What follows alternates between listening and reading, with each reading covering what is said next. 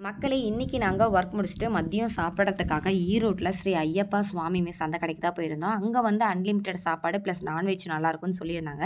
சரின்னு சொல்லிட்டு வழி கேட்டு ஒரு வழியா அங்க போயிட்டோம். அங்க போனோனே இலைய போட்டு ஃபர்ஸ்ட்டு சாப்பாடு போட்டாங்க. நான்வெஜ் குழம்பு ஊத்துனாங்க. நாங்க வந்து ஒரே ஒரு மட்டன் பிரியாணி சொல்லியிருந்தோம். ஒரு பிரியாணி வாங்கி 4 பேருமே ஷேர் பண்ணிட்டோம். பிரியாணி, ரைத்தா, முட்டை, மட்டன் இதெல்லாம் வந்து சேர்த்து சாப்பிடும்போது அல்டிமேட்டா இருந்துச்சு. அதே மாரி ஒரு பிளேட் சிக்கன் கிரேவி, ஒரு பிளேட் மட்டன் கிரேவி சொல்லியிருந்தோம். எனக்கு வந்து கிரேவி வந்து பெருசா பிடிக்கல. ஓரளவுக்கு ஓகேவா தான் இருந்துச்சு.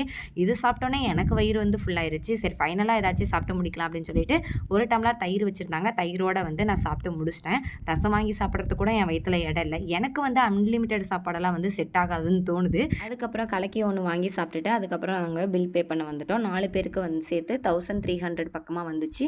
சரின்னு சொல்லிட்டு பே பண்ணிட்டோம். யார் யாரெல்லாம் ஈரோட்ல ஸ்ரீ ஐயப்பா சுவாமி மெஸ் கடையில சாப்பிட்டுருக்கீங்க அப்படின்னு சொல்லிட்டு மறக்காம கமெண்ட் பண்ணுங்க. அன்லிமிட்டடா சாப்பிடணும்னா நீங்க அங்க ட்ரை பண்ணி பார்க்கலாம். டாட்டா, பாய் பாய்.